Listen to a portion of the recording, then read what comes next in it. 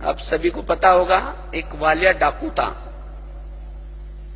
वालिया डाकू था, लेकिन उसने जब कर्म गति को समझ लिया तो वही डाकू वाल्मीकि बन गया।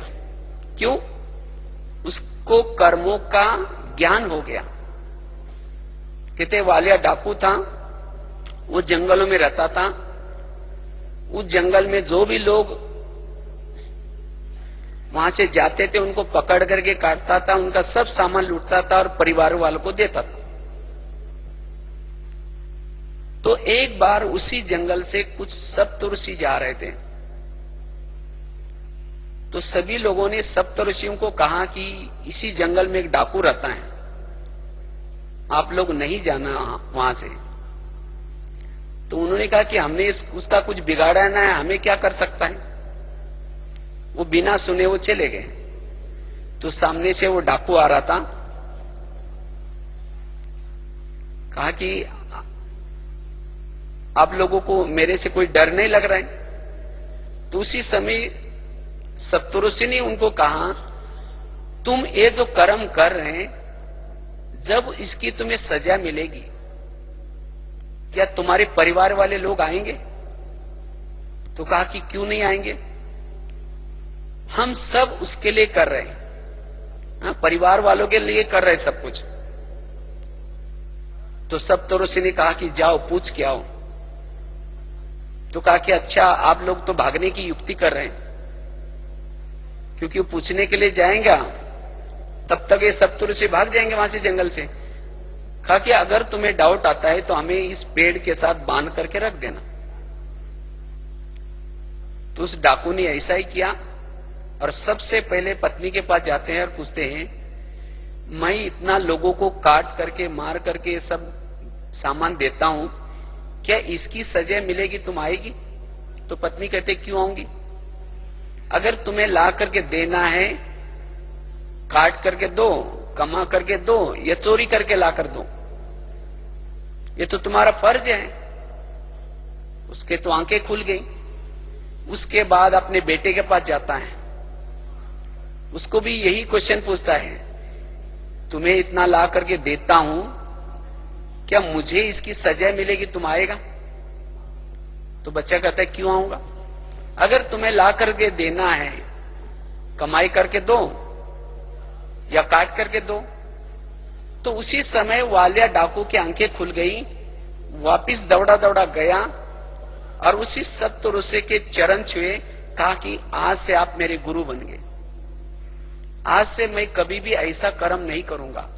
और उन्होंने अपने अंदर इतना परिवर्तन किया, कहते वही डाकू अपने कर्मों के आधार से परिवर्तन करने से क्या बन गया, वाल्मीकि बन गया। तो कहने का मतलब, जो कर्मों की घुई गति को समझता है, उसको अंडरस्टैंडिंग करता है, समझता है, रियलाइजेशन करता है, वही क्या कर सकता है, अपने में परिवर्तन कर सकता है। नहीं तो कभी कभी हम क्या होते हैं, इस कर्मों की घुई गति में कभी कभी आलसी बन जाते हैं और दूसरे को देखना शुरू करते हैं, ये भी ऐसा करते हैं ना, हम तो अभी अभी आए हैं, हमने किया तो क्या हुआ। लेकिन बाबा कहते नहीं, कभी भी हमें कर्मों के बारे में हल्का नहीं बनना है।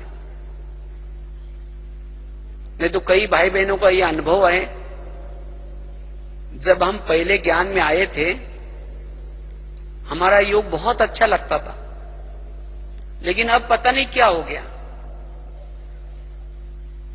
ये क्या हो गया, जितनी हमारी प्राप्ति ज्यादा है, जितनी प्राप्ति संगम में है, उतना ही अगर हम कुछ निगेटिव कर्म करते हैं, उतना माइनस भी ज्यादा होता है। इसलिए हमें कर्म गति को समझ करके हर कर्म करना है। नहीं तो कभी कभी ब्राह्मण बनकर के जो ऐसे कर्म हो जाते हैं, निगेटिव कर्म, ये कर्म हमें फिर बोझ बनकर के योगी बनने नहीं देते। इसलिए कर्मों की हुई गति को समझ करके हमें क्या करना है, हर कर्म करना है। और तब हम तीव्र पुरुषार्थी बन सकते हैं, तब जिस लक्ष्य तक हम जाना चाहते हैं उस लक्ष्य तक जा सकेंगे। नहीं तो हमारे लक्ष्य में यही बातें बाधक बन करके आती हैं,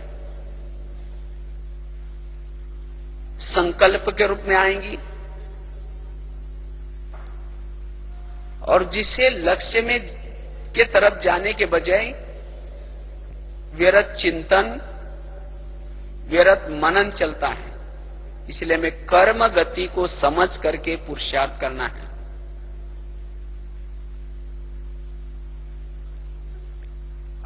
जब हम अज्ञान काल में थे, बाबा कभी कभी कर्मों की गुह्य गति समझाते।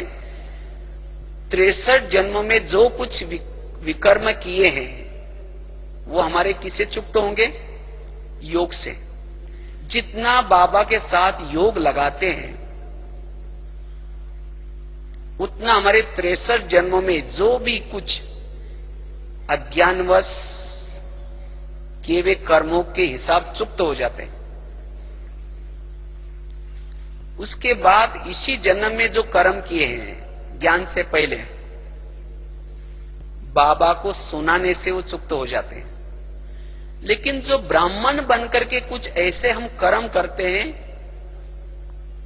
वो ना योग से चुक्त हो जाते हैं, ना बाबा को सुनाने से चुक्त हो जाते हैं। उसकी तो सजा मिल ही जाती,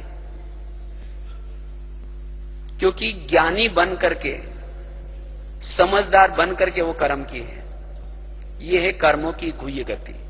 चलो 2 मिनट बाबा की बात चल रही थी। कभी कभी हम ब्राह्मण बन करके इस कर्मों को भूल जाते हैं, चाहे मन मत मिक्स कर लेते हैं या किसी का परमत मिक्स कर लेते हैं, या दूसरों को देखना शुरू कर लेते हैं। जब दूसरों को देखना शुरू कर लेते हैं तब उसका विकर्म बन जाता है, और उस विकर्म के कारण बोझ बन जाता है। और फिर यही बोझ सहज योगी की बजाय मुश्किल योगी बनाता है। और फिर कभी हम क्वेश्चन करते कि पता नहीं मेरा योग क्यों नहीं लगता। पहला तो मेरा योग बहुत अच्छा लगता था, लेकिन अब पता नहीं क्या हो गया। तो ये है कारण। इसलिए ब्राह्मण बन करके हमें जो बाबा के नियम है, संयम है, मर्यादा है, उस पर चलना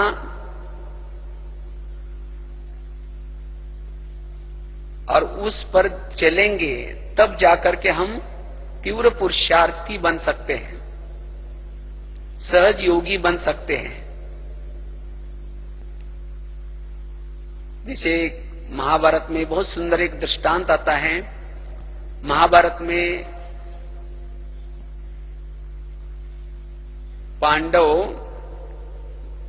राजकुमार बने थे, तो उस समय सभी को लगता है कि अभी दुर्योधन को राजकुमार बनाया जाए या युधिष्ठिर को बनाया जाए। तो उनकी परीक्षा ली जाते हैं, और उसके लिए एक दरबार में सभी लोग बैठे थे। तो अचानक क्या हुआ, उस दरबार में 4 लोगों को पकड़ करके लाया, और पकड़ करके ला करके सबसे पहले दुर्योधन को पूछा, कहा कि दुर्योधन, इस 4 लोगों ने एक व्यक्ति को मारा है, तो आप भावी राजकुमार बनने वाले हो, तो आप क्या निर्णय करेंगे इसके पर? तो दुर्योधन ने कहा कि इसने 4 लोगों को मारा है, 4 लोगों ने एक व्यक्ति को मारा है, तो ये चारों लोगों को भी मार दो। तो कहा कि यही मेरा निर्णय है। फिर उसके बाद युधिष्ठिर को पूछा, कहा कि इन चारों ने मिलकर के एक व्यक्ति को मारा है, तो इसकी क्या सजा दी जाए? तो युधिष्ठिर ने कहा कि अगर बुरा न मानो तो मैं इनकी चारों की जाति पूछता हूं। कहा कि इसमें एक है वो शूद्र है, दूसरा है वैश्य, तीसरा है क्षत्रिय और चौथा है ब्राह्मण। तो युधिष्ठिर ने निर्णय लिया, कहा कि जो शूद्र है उसको 2 साल की सजा दी जाए, और जो दूसरा है वैश्य उसको 4 साल की सजा दी जाए, और तीसरा जो क्षत्रिय है उसको 6 साल की सजा दी जाए।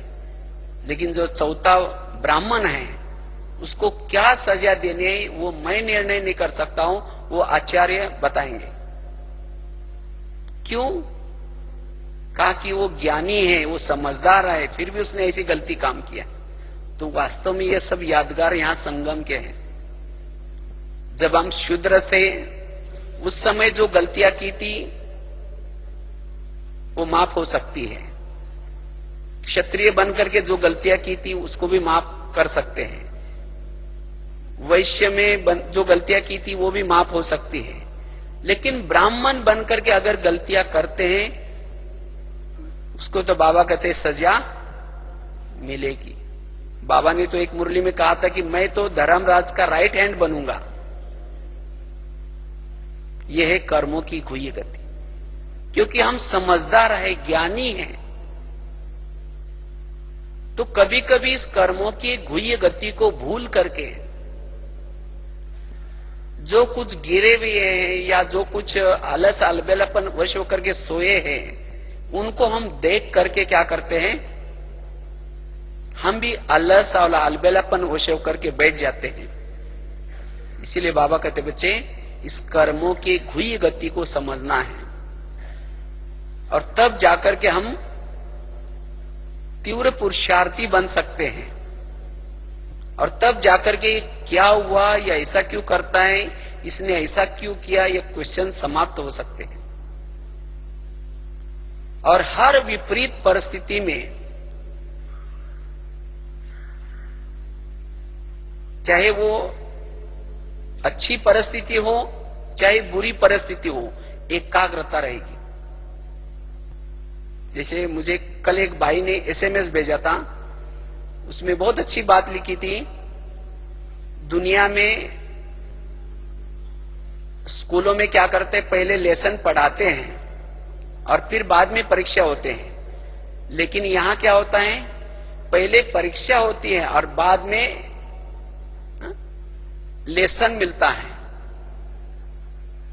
पहले हमारी परीक्षा होती है और उसके बाद उसमें हम क्या सीखा वो पता चलता है। इसलिए बाबा कहते बच्चे कर्मों की गुह्य गति को हमें क्या करना है, समझना है। क्योंकि आज कर्मों के आधार से हम संबंध संपर्क में आते हैं, पिछले अनेक जन्मों के कर्म, और जिसके कारण हम एक दूसरे के संपर्क में आते हैं। और कर्मों की गुह्य गति ये कहते हैं, कोई आपसे कुछ लेने के लिए आया है और कोई आपसे आपको